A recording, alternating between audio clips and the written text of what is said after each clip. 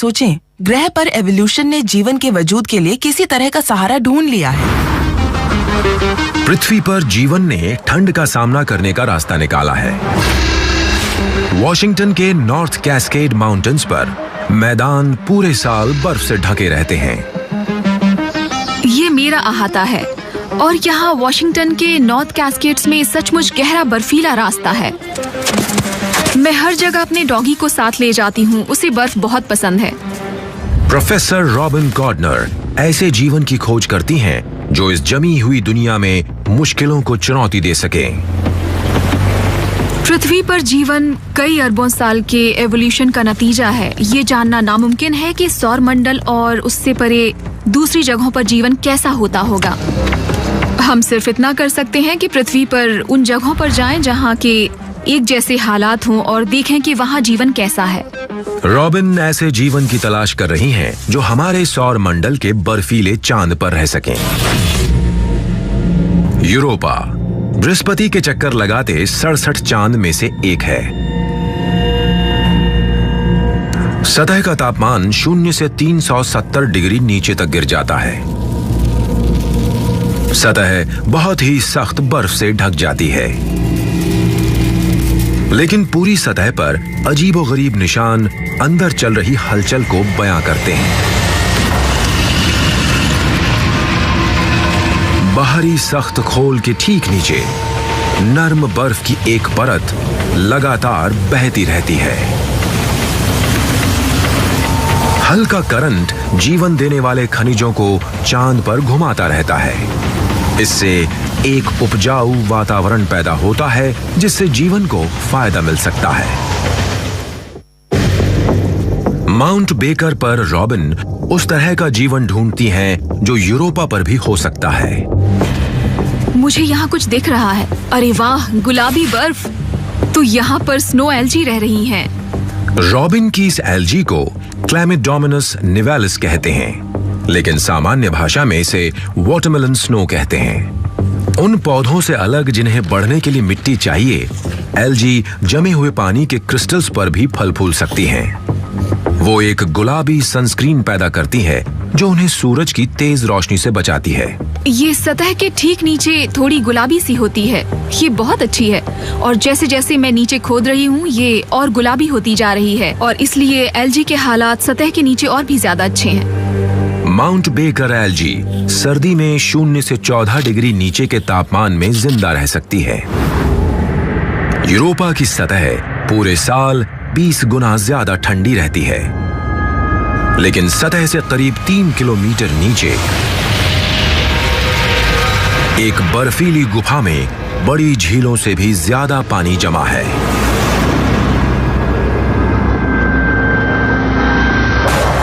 पानी में नमक एंटी फ्रीज की तरह काम करता है। सतह से 32 किलोमीटर नीचे लैंडस्केप फिर से बदलता है। बर्फ एक छिपे हुए महासागर में खुलती है। इसमें पृथ्वी के सारे समुद्रों के पानी का दुगना पानी है और उनसे 10 गुना ज्यादा गहरा है। यहां किस तरह का जीवन हो सकता है?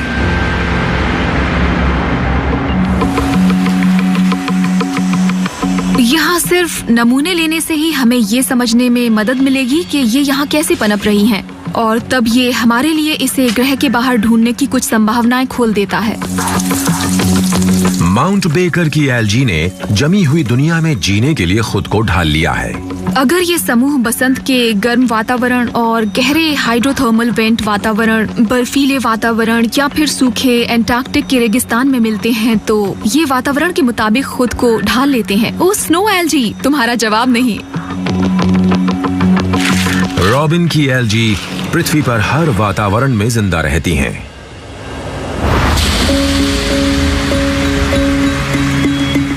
अपनी लैब में रॉबिन अपने लाए नमूनों की जांच करती हैं।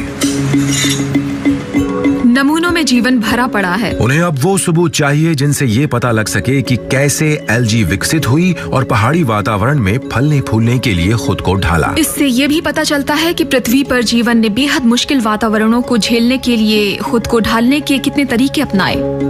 और ये जो गुलाबी सा हम देख रहे हैं, इस एल्जी में बहुत बड़े और मोटे सेल वॉल्स दिखाई दे रहे हैं। मोटी सेल वॉल एल्जी सेल्स को बहुत कम तापमान पर भी जिंदा रहने में मदद करती हैं। पृथ्वी पर जीवन में इतनी भिन्नता है कि ये किसी भी इकोलॉजिकल जगह को भर देती है। तो अगर यूरोप के महासागर में भी जीवन है तो हमें वहाँ कोई एक चीज नहीं मिलेगी। वहाँ अलग अलग तरह के फलते फूलते समुदाय मिलने की संभावना है। पृथ्वी पर जीवन पानी के आसपास विकसित हुआ और हम ये जानते हैं कि अगर हम जीवन के आगे कैसी भी परिस्थिति पैदा कर दें, वो उसका फायदा उठाने के लिए रास्ता निकाल ही लेगा। लेकिन इसका मतलब ये नहीं है कि हर जगह जीवन के नियम एक से हों, इसलिए कहीं और जीवन की खोज करना काफी दिलचस्प होगा। वैज्ञानिकों को एक नया ग्रह मिला है जहां इस तरह की एल्जी पनप सकती है। पृथ्वी का ये करीबी ग्रह 16 प्रकाश वर्ष दूर है। GJ832c पृथ्वी जैसी दुनिया हो सकता है जहां हालात हमेशा बदलते रहते हैं। ग्रह की कक्षा इतनी तंग है कि इसे पूरा होने में 36 दिन लगते हैं। इस ग्रह पर जीवन को बहुत जल्द खुद को ढालना होगा, क्योंकि यहाँ पर हर महीने सर्दियां पूरे ग्रह पर छा जाती हैं। हम जितना खोजते हैं हमें उतनी ही नई अजीबोगरीब दुनिया मिलती है। शनि के चक्कर लगाने वाला एक चांद नारंगी रंग के वातावरण के पीछे छुपा रहता है। इसकी सतह दिखाई नहीं देती, लेकिन हालिया मिशन ने एक प्रोब इस चांद की सतह पर भेजा है। हमारी पहली नजर टाइटन की सतह पर पड़ी और वो कितनी चौंकाने वाली थी, कितना शानदार था। उसके नीचे छिपा था एक अनदेखा वातावरण जिसमें एक ऐसी दुनिया थी जो पूरे सौर मंडल में कहीं नहीं है। ये नारंगी रंग की फूली हुई गेंद सौर मंडल की सबसे अनदेखी दुनिया है। टाइटन शनि का सबसे बड़ा चांद है। ये बुध ग्रह से बड़ा है। अंतरिक्ष से देखने पर यह पृथ्वी जैसा जरा भी नहीं लगता, लेकिन पास से टाइटन पृथ्वी जैसा दिखाई देता है। टाइटन के वातावरण में ज्यादातर नाइट्रोजन है। ये अजीबोगरीब समानता है। इससे हमें लगा कि टाइटन पृथ्वी का जुड़वा ग्रह है।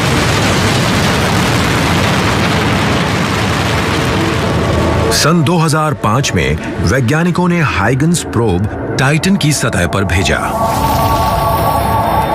जो तस्वीरें उसने भेजी उसमें बेहद चौंकाने वाले जियोग्राफिकल लक्षण थे।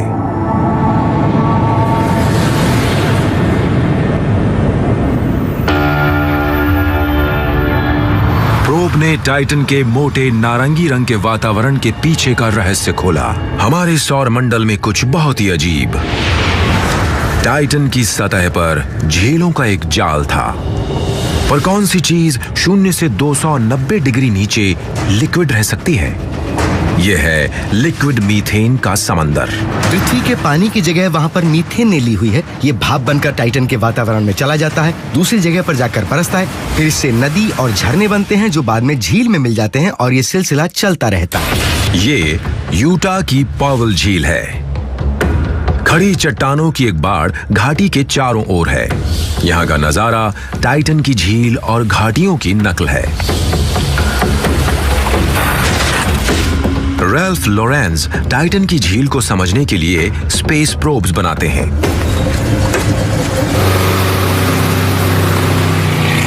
ये जांच करने के लिए बहुत ही अच्छी जगह है, क्योंकि यहाँ पानी के किनारे पर चट्टानें शाखाओं के आकार की हैं और टाइटन पर भी ठीक ऐसा ही है। पूरे सौर मंडल में पृथ्वी को छोड़कर टाइटन ही ऐसी जगह है जहाँ मानव बिना किसी सुरक्षा उपकरण के सबसे ज्यादा देर तक जी सकता है। आप 1 मिनट तक सांस रोक सकते हैं और फिर कुछ देर बाद आप जमकर मर जाएंगे, पर कहीं और तो आप इतना भी नहीं कर सकते।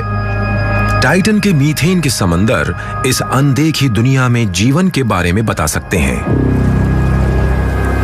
उनके बारे में और ज्यादा जानने के लिए हमें सही तकनीक चाहिए। आज रैल्फ एक सोनार प्रोब को टेस्ट कर रहे हैं। इसे टाइटन के समुद्र तल को स्कैन करने के लिए डिजाइन किया गया है, जिससे एक विस्तृत नक्शा बनाया जा सके। हम जानते हैं कि जीवन को तरल पानी चाहिए। टाइटन पर यह मुमकिन है कि जीवन की प्रक्रिया बिना पानी वाले तरल में यानी मीथेन के समुद्र में शुरू हो सकती है। हम टाइटन के समुद्र को 3 डायमेंशनल बनावट में समझना चाहते हैं। हम सोनार की मदद से ऐसा कर सकते हैं जैसा हम पृथ्वी पर करते हैं। ये एक ओसिलोस्कोप है जिससे हम सिग्नल देखते हैं। ये जो है ये असली सोनार ट्रांसड्यूसर है जिसे हम टाइटन पर भेजेंगे। रैल्फ इस तकनीक